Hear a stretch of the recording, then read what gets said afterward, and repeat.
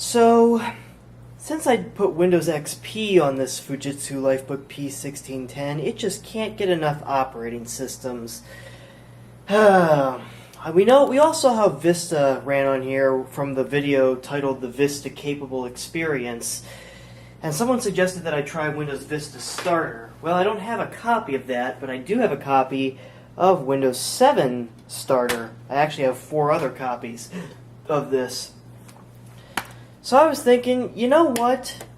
I'm going to be crazy, and I'm going to try to load Windows 7 on a computer that couldn't even run Vista and see if it makes a difference. Because even with XP, there's still performance issues when you try to do modern tasks. So I was thinking, why not try Windows 7 for a change?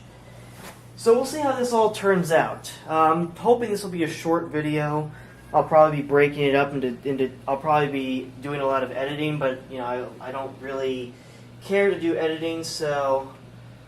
But the good thing is, if this fails, I have a Clonezilla image of Windows XP, so we can just revert right back to that if something goes horribly wrong.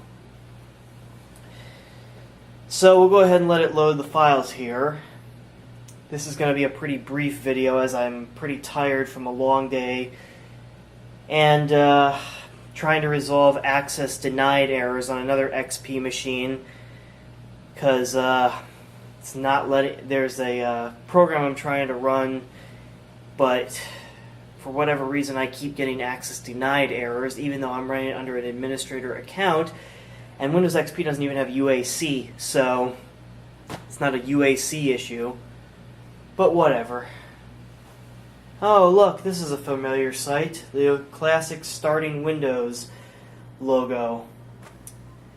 Classic. It's funny because I used to think that Windows 7 Starter Edition used the Vista loading animation with just the blank loading bar, but I later found out that that is if your screen resolution is below 1024 by 768. So, but anyways. Oh, this is a familiar sight. A screen we all know and love. So let's go ahead and select English as the language, and we will install now. So, I guess I should, for those of you who have not seen the Vista Capable Experience video, I'll get the camera adjusted here. I'll explain what that was all about. So what the Vista Capable Experience was I bought a copy when Windows Vista was still supported. I bought a copy of Windows Vista Home Basic on eBay for about 15 bucks from what I recall. And what I remember, and so what I did was I installed Vista onto the computer, onto this computer right here, and it was a fiasco. The installation went smoothly, but let me just adjust the camera again. But the installation went smoothly, but the system was basically unusable. It was a brick. I could not get programs to run. It would crash constant. It would freeze or crash constantly, and I just could not. And that was Vista Home Basic, and Vista Capable. If I can get my hand in the shot there. Vista Capable is supposed to mean that your computer was capable of running at least the Home Basic edition of Windows Vista. And this computer clearly could not. So someone actually in the comments, as I said earlier, suggested that I try Vista Starter. But since Vista's out of support now, I figured, you know what? Let's try 7 Starter because we all know and love Windows 7, but it was rumored back in the day that if your computer was not able to run Vista, it likely would not be able to run 7. Well, this is Windows 7 Starter, which doesn't have Aero or any of the transparency effects that the other editions have. Well, Home Basic had partial transparency or partial Aero, but 7 Starter does not have any of that. So I'm going to go ahead and pause the recording here, and I'll come back when this is closer to done, because I don't have much to say at this screen. Okay, it's about 20 minutes later. This installation was actually surprisingly quick because I'm installing from an external optical drive. Alright, got through the product key, okay. We'll do recommended settings just because this is Windows 7 and not Vista. Do we not? We do not have the scroll button is not working, so I figured it wouldn't get that driver. Usually it doesn't. All right, so Eastern Time. Oh, I got my picked up my wireless driver. Nice. All right, so let me go ahead and pause again because I know it shows the network key. So let me pause. All right, I went ahead and got it connected to my wireless network. And surprisingly, the setup went by pretty quickly, and it picked up the video driver, so that's one less driver I have to install. So we'll go into Device Manager once this gets to the desktop, and we'll see what it didn't get, and install whatever drivers we need to install. I know that we're going to need Fujitsu System Extension, and we're going to need some other drivers, and I'll probably do that off camera, and I'll come back once I have all the drivers installed and the system is functional enough to where I can actually use it. I don't think Windows 7. I don't remember if Windows 7 Starter has tablet support. I think it does because I do remember tablet PCs, kind of like netbook tablet PCs back in the day. Some of them had 7 Starter Edition, but I don't know. We'll have to see. It's okay if it doesn't have it. I mean, well, actually, what am I saying? It does matter because this is a tablet PC, and the whole point of a tablet is being able to use it like a laptop and as a tablet. So, geez, wake up, Ben.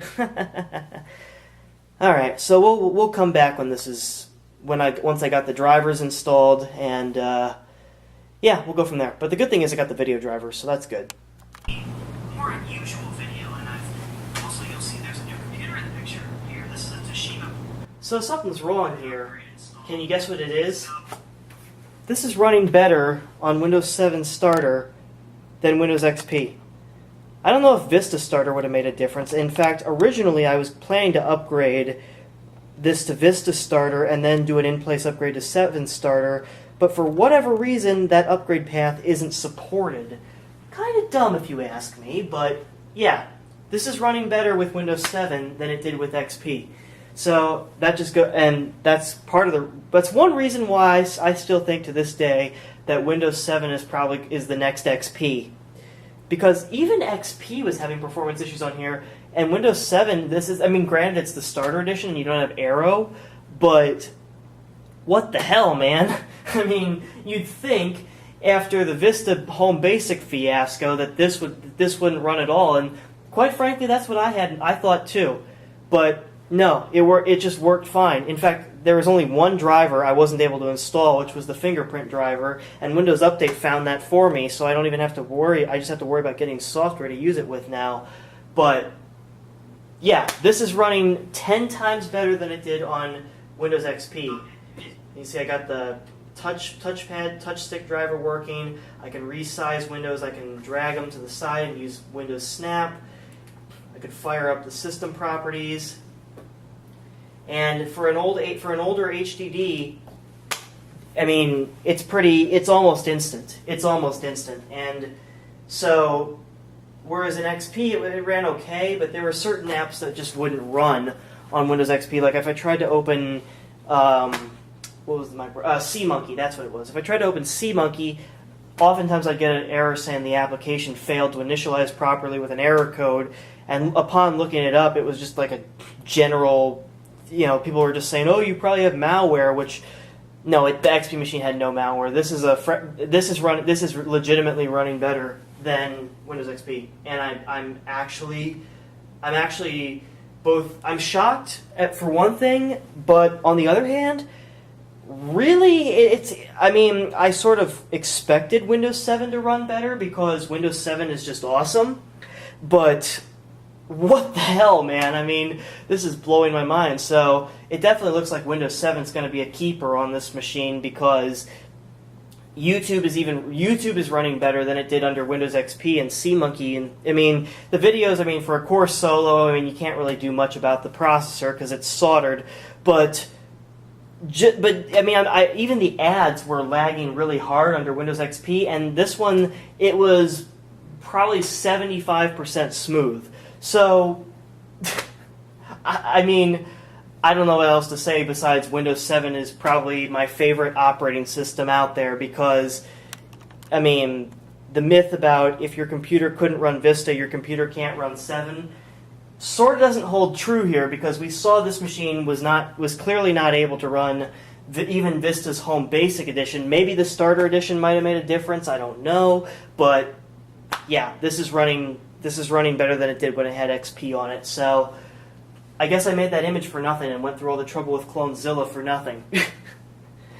But anyways, that's it for this video. Stay tuned, because something big might be coming up next.